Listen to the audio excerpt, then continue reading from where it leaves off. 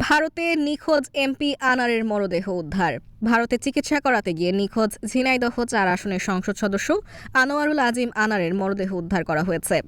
বুধবার ২২ মে কলকাতার বাংলাদেশ উপদূতাবাস সূত্রে এই তথ্য জানা গেছে।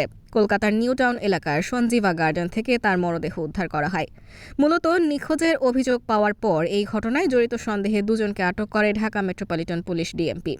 জিজ্ঞাসাবাদে তারাই জানান মরদেহ আছে নিউ টাউনের সঞ্জীবা গার্ডেনে। সে খবর দেয়া হয় কলকাতা পুলিশকে। পরে বুধবার এই মরদেহ উদ্ধার করে ভারতের পুলিশ।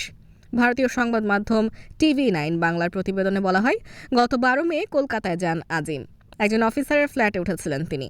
সঙ্গে ছিলেন আরও ৩ জন। বরানগর এলাকার সিথিতে যে বন্ধুর বাড়িতে উঠেছিলেন আজিম তার নাম গোপাল বিশ্বাস। পুলিশের প্রাথমিক অনুমান সংসদ সদস্য আজিমকে খুন করা হয়েছে। তবে পুলিশ এ বিষয়ে স্পষ্টভাবে মুখ খুলছে না। সিসিটিভি ফুটেজ খতিয়ে দেখা হচ্ছে। কারা আজিমের সঙ্গে দেখা করতে এসেছিলেন তার এই তদন্তে কাজ করছে বিধাননগর পুলিশ কমিশনার, আইবি ও এসটিএফ।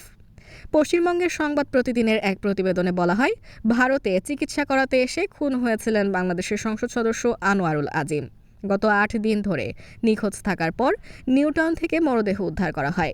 আওয়ামী লীগের ৩ বারের এমপি ছিলেন আজিম।